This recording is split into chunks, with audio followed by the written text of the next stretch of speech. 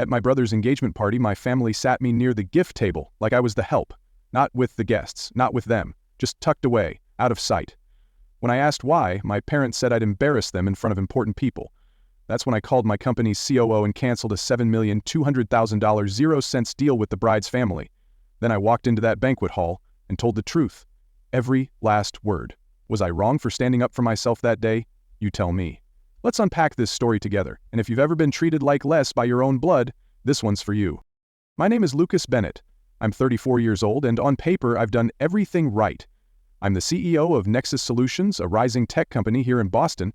I live in a quiet suburb with Sophie, my wife, who's as sharp with a scalpel as she is with people, and our 6-year-old son, Ethan, who has his mother's blue eyes and a brain that's always 2 questions ahead of mine. We laugh a lot, we love hard. From the outside, we might even look like the picture of success. But inside me, there's a silence. A wound I've carried for years that no title or promotion could ever patch. It's the kind that aches when I see families laughing over coffee. The kind that flares up when Ethan asks if Grandpa will ever visit. 3 months ago, I walked away from my own family at my brother Caleb's engagement party. To understand why, I need to take you back to the beginning. It was a Sunday evening, Patriots vs. Chiefs. I was halfway through the second quarter when my phone buzzed. Caleb's name lit up the screen. After a long pause, I answered. "Lucas," he said, voice all sugar and excitement. "I'm throwing an engagement party. I want you and your family there." There was a chill in my chest, but I kept my voice even. "When and where?" "The 15th, Ocean View Resort. I'll text the details." "All right," I said. "I'll arrange it." After Caleb's call ended, I just sat there. The TV flickered in front of me, Patriots vs. Chiefs, but I couldn't tell you the score. Sophie was in the kitchen drying Ethan's favorite mug. When I told her what Caleb had said, she didn't interrupt. She just handed me a glass of wine and waited. "You should go," she said softly, looking me in the eyes. "Caleb's your brother. If you don't show up, they'll turn it into another excuse." I swallowed hard, the lump in my throat harder than any wine could wash away. I knew she was right, but I also knew what was waiting. After a long pause, I nodded. "I'll think about it." "Sometimes," she whispered, "we need to face the past to move forward."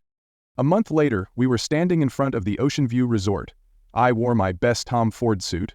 Sophie, in a turquoise Vera Wang, looked like sunlight bottled in silk. Ethan, ever the little gentleman, had picked out a gray mini-suit himself and insisted on a clip-on tie, just like Dad's. Before we went in, I knelt to face him. "Son, today we're going to see Grandpa and Grandma. Uncle Caleb, too. Do you remember them?"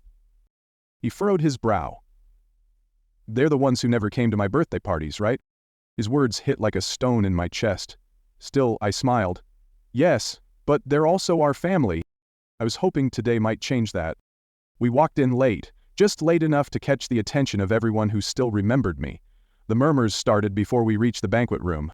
"Is that Lucas Bennett?" I thought he'd cut them off years ago. Surprised he even showed his face. Ethan squeezed my hand. I leaned down and whispered, "It's okay, buddy. I'm right here." He nodded, small but brave. Then I saw them. My parents, Henry and Margaret, standing near the bar, all posture and politeness. Dad looked tired, older than I remembered. Mom still carried herself like a porcelain statue. When our eyes met, Dad gave a small nod. Margaret didn't even try. "Dad, Mom, it's been a while," I said as we approached. "Lucas," my father replied, clipped. "Hello, Sophie." "Hello, Ethan," Margaret said with the kind of smile that folds at the mouth but not the eyes. Then, like a gust of relief, Caleb appeared, dressed like a magazine cover, glowing with excitement. "Lucas, you made it!" he boomed, hugging me with real joy. "Congratulations," I said, managing a smile. Just as we broke apart, a tall man in his 60s stepped up. Caleb turned proudly. "Lucas, this is Edward Langston, Clara's father. He's chairman of Langston Enterprises." "Edward, this is my brother." Edward looked me up and down the way one might look at a second-hand suit in a designer store. "So this is the failure of a brother your parents always talk about," he said loudly, the words hanging in the air like fog. Figured he'd be too ashamed to show up. I froze. Everyone nearby had heard him. I felt Sophie stiffen beside me. Felt Ethan's small hand clutch tighter. Then something clicked. Langston Enterprises was the very company Nexus Solutions had been finalizing a $7,200,000 0-cents contract with. His words weren't just cruel, they were careless. I smiled. Not because I was fine, but because I'd been through worse. Nice to meet you, Edward. I've heard a lot about Langston Enterprises. He sneered. Is that so? And what exactly do you know about my company? The tension snapped like an old branch, but Sophie, calm and strong, placed her hand gently on my back. That was all I needed. Because in that moment I knew this party wasn't going to go the way they expected, and I wasn't the same Lucas they used to mock. Not anymore. Right then, I knew this party wouldn't end the way I had hoped. Nexus Solutions, my company, my blood and sweat, wasn't just another tech startup. We'd built one of the most advanced supply chain software systems on the market. AI-powered demand forecasting, real-time inventory management, blockchain integration for full transparency. 6 months ago, Langston Enterprises approached us. They wanted to overhaul their Northeast distribution network, and we were the best choice on the table. Rebecca Holt, their COO, worked directly with my team. We passed every evaluation round. The $7,200,000 0 cents contract was more than a milestone. It was our gateway into new markets and the key to doubling our company's value.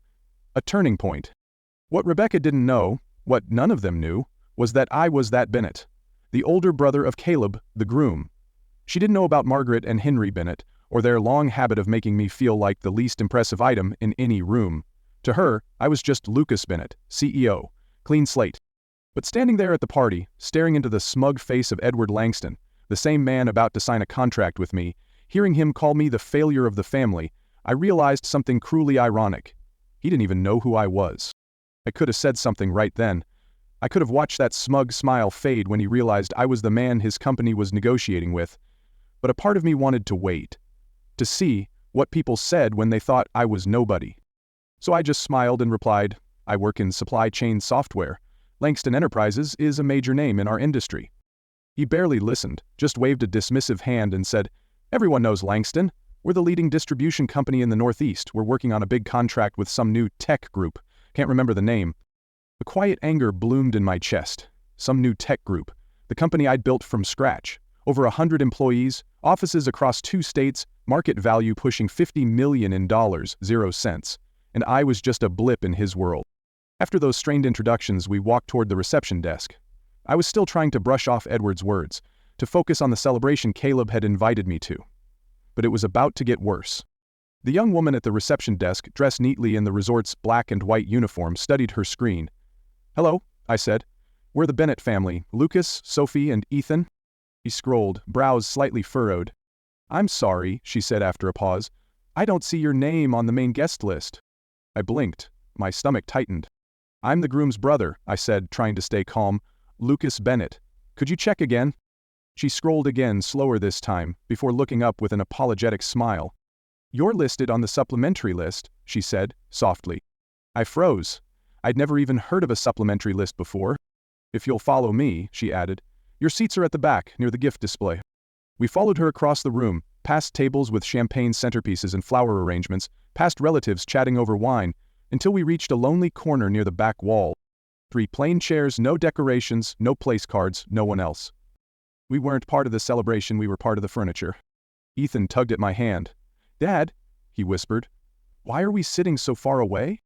I forced a smile. Maybe they ran out of space up front, buddy. But I knew better. This wasn't an oversight, it was deliberate. Sophie squeezed my hand. Her face was calm, but I knew the storm in her heart matched mine. I couldn't sit there pretending everything was fine. I whispered that I'd be right back and headed toward the reception desk again. I was going to speak to a manager, get some clarity. But before I could, I saw my parents walking toward me, with Edward in tow. My father's face was red, jaw clenched. He didn't stop walking until he was right in front of me. What do you think you're doing? He snapped in a low, sharp voice. Causing trouble at your brother's engagement party? I looked him in the eye. I just want to understand why we're seated next to the gift table, why we're not with the family. Henry didn't flinch. Because if you sit in there, you'll embarrass us. And just like that, my breath caught in my throat. He wasn't hiding it anymore. He was ashamed of me. My mother Margaret stepped in then, voice like polished glass. Just sit where you're told. Pretend you're not here. Pretend I didn't exist. That was their message. And then Edward, still basking in his self-importance, added with a smirk, This is a party for important people, Bennett, not for those beneath us. Beneath us. I'd been disrespected before, ignored, talked over, but this was different. This was public humiliation by the people who once called me son. by the man who would soon be begging for my company's signature. I didn't argue. I didn't shout. I just walked away, calm on the outside, burning on the inside. Because something had changed. They hadn't just pushed me aside, they'd pushed my wife, my son. And this time, I wasn't going to let it go. When I returned to our table, Sophie was leaning over, trying to explain to Ethan, our wide-eyed, curious 6-year-old, why we were seated far from the rest of the guests, beside a stack of gift bags and a fake potted plant. Her voice was gentle, but her face told another story. Her brows were drawn tight, her lips pressed into a line. She looked at me and asked quietly, "What happened, honey?" I told her every word, every look, every insult, and every truth that had finally come to light. I expected her to gasp or shake her head, but Sophie just sat still, eyes narrowing with every sentence. By the end, her worry had transformed into a quiet storm. "We should go," she said firmly. "Ethan doesn't need to witness this." And for a moment, I considered it. I really did. But instead I shook my head. "No," I said. "Not this time." Her eyes searched mine. She knew I wasn't one for confrontation, not like this. But I had reached a line and they'd pushed me clean across it. Without another word, I pulled my phone from my jacket pocket and called David Carter, Nexus Solutions COO. My right hand, the man who'd helped me build my company from a cramped office space into a nationally respected firm. He answered on the second ring. "Lucas, what's going on?" I took a breath, steadying my voice. "David, cancel the Langston contract." There was a pause on the other end, a sharp intake of breath, then disbelief. "Lucas, what?" "We're 95% there. That contract's worth $7,200,000, 0 cents. "Are you serious?" "I'm dead serious," I said, eyes locked on Sophie and Ethan. "I won't work with people who treat me like background noise. I won't let my family be humiliated and still shake their hands like it means nothing." I told him everything, the party, the seating, Edward Langston's remarks. Another long pause. Then David asked the question I knew he would. "Is there no way we can separate business from personal?" "No," I said quietly. "Because when someone shows you who they think you are, you don't give them the power to write the next chapter." And that was that. I hung up, slid my phone back into my jacket, and looked at Sophie. "Let's straighten up," I said. "We're going to the center of the party." She blinked. "What are you planning to do?" "Nothing at all," I said. "Just show up, as who I am." We stood and dusted off the evening. Sophie adjusted her hem. Ethan, sensing the shift in energy, stood taller, tugging at his collar like he was getting ready for something bigger than he could name. Hand in hand, we walked through the hall, past distant cousins who averted their eyes, past strangers who whispered, past the eyes that had once written me off, toward the light, toward the center. We stopped just a few steps from Caleb and his fiancée Clara, who were smiling and mingling under a chandelier that sparkled like a lie. Caleb saw us first. His smile faltered, confusion painted his face. Edward turned next. When he saw me, his face twisted with visible annoyance. He stepped forward and hissed under his breath, "I thought you were assigned seating. Why are you here?" I met his glare without flinching. "You're right, I was assigned to a remote corner, next to the gift table, like service staff. But as the groom's older brother and the CEO of the company your enterprise is preparing to sign a deal with, I think I belong right here." Color drained from his face, his jaw tightened. "If you don't return to your seat," he threatened, "I'll have security escort you out." With a smile as calm as a summer lake, I replied, "Go ahead. I'd love to see the headlines. Langston family kicks groom's brother out of engagement party." I imagined the press would eat that up. He hesitated. He knew I was right. Caleb and Clara walked up then, sensing the tension. Caleb tried to laugh it off. "Lucas, what's going on? Why aren't you at your seat?" I looked him in the eye. "Do you know where they seated me?" His face fell. I didn't handle that part." He was lying. His eyes gave him away. He knew. The crowd around us had begun to gather now. Faces of influence, men in tailored suits, women in designer gowns, whispers like leaves in wind. Then someone new stepped forward, a middle-aged man in an Armani suit. "Edward," he said, "is there a problem?" Edward stammered, "Nothing, Bob, just a misunderstanding." But Bob wasn't looking at him, he was looking at me. "You're Lucas Bennett, aren't you, CEO of Nexus Solutions?" Every eye turned to me. Edward stiffened like a man hearing his own eulogy. "Yes," I said, loud enough for the room to hear. "I'm Lucas Bennett, CEO and founder of Nexus Solutions." A flicker of panic crossed Edward's face. He took a step back. Langston Enterprises had been courting Nexus Solutions for 6 months. Now he realized the man he'd called a failure, the man he'd pushed into the shadows, the man whose hand he refused to shake, was the one holding the pen. Trying to save face, Edward gave a dry laugh. You? The CEO? That's rich. Your own family barely acknowledges you. Sophie gripped my hand tighter. Then he added, or maybe you overheard something you weren't supposed to and decided to impersonate someone. For attention. The room went silent.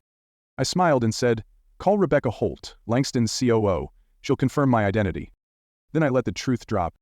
And while you're at it, you can let her know the $7,200,000 0 cents contract is officially canceled. A ripple of gasps. Edward's mouth opened, but no words came. Just silence. The kind that follows the truth. The kind that finally feels like peace. After Edward's phone call with Rebecca ended, his posture shifted. His back curved slightly, the arrogance peeled away, and he looked at me with a shaky, pale expression. Gone was the man who barked orders and whispered insults like they were his birthright. In his place was a man who had realized, far too late, that respect isn't owed by titles or tailored suits. I hope you won't let personal matters affect the cooperation between our two companies, he stammered. We truly value Nexus Solutions and your technology. But the sadness that swelled in my chest wasn't about him, or the money. It was about everything that came before. I didn't want to be valued for what I'd built or earned. I wanted to be seen as a brother, a father, a man who belonged at the table, not because of revenue, but because of love. While Edward tried to salvage what he could, Clara, still wide-eyed and stunned, looked between us. Her voice cracked slightly as she turned to Caleb. What's going on? Why is everyone so tense? I didn't let Caleb speak. Clara, I said gently, you told me to sit at a separate table, and I respected that.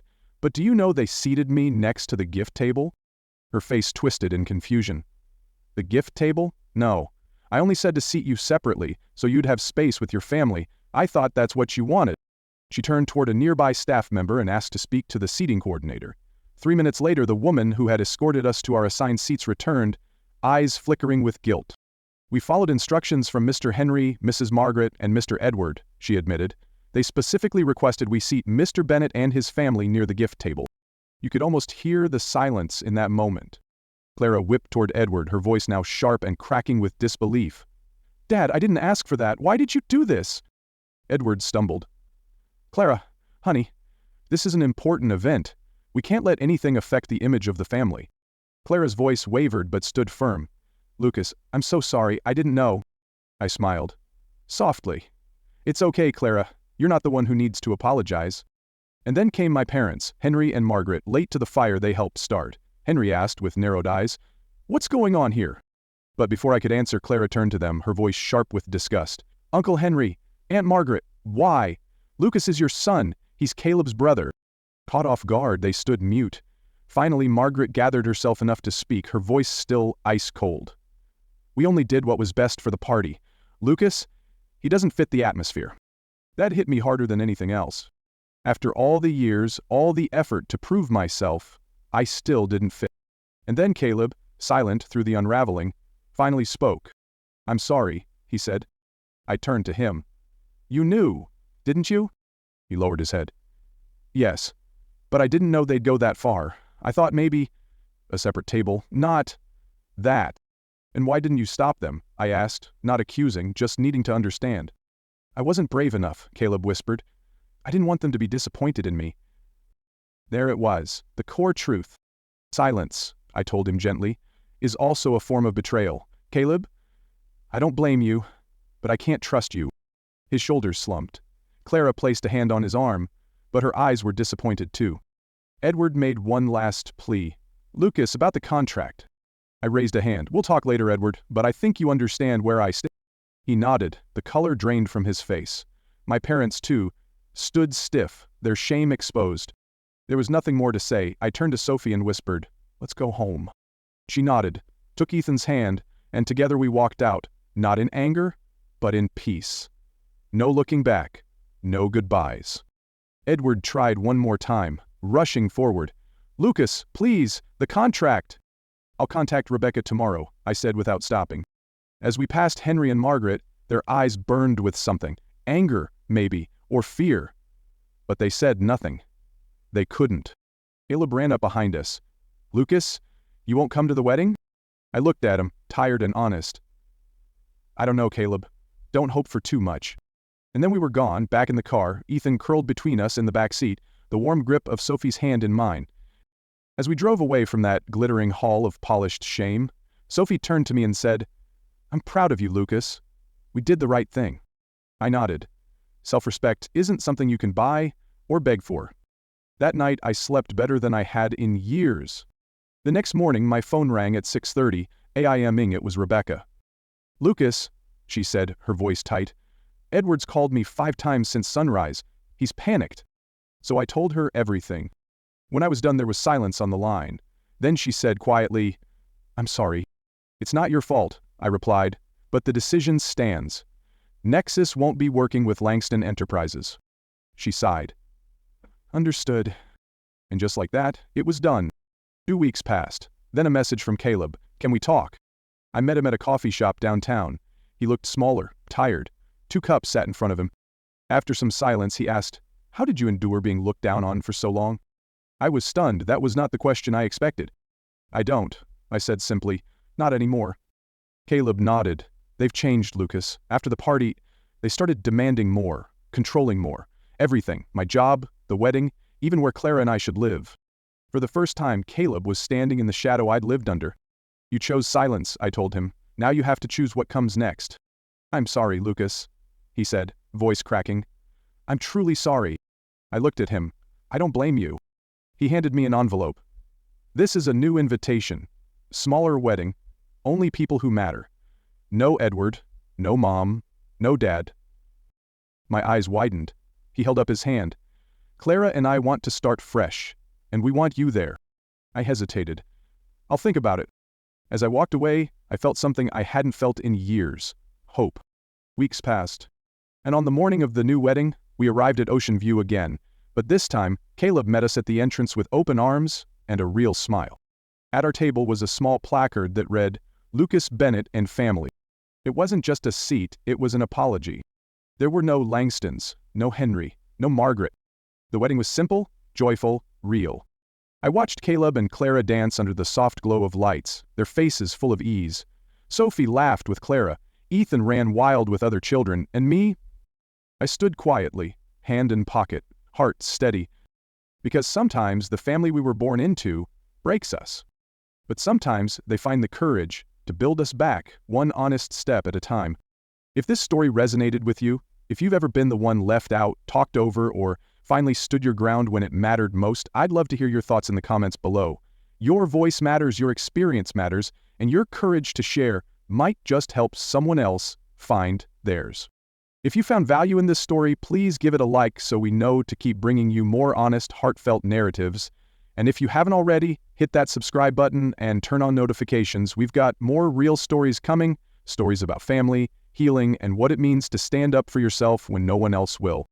Thank you for watching, and remember, sometimes walking away from what breaks you is the first step toward what heals you.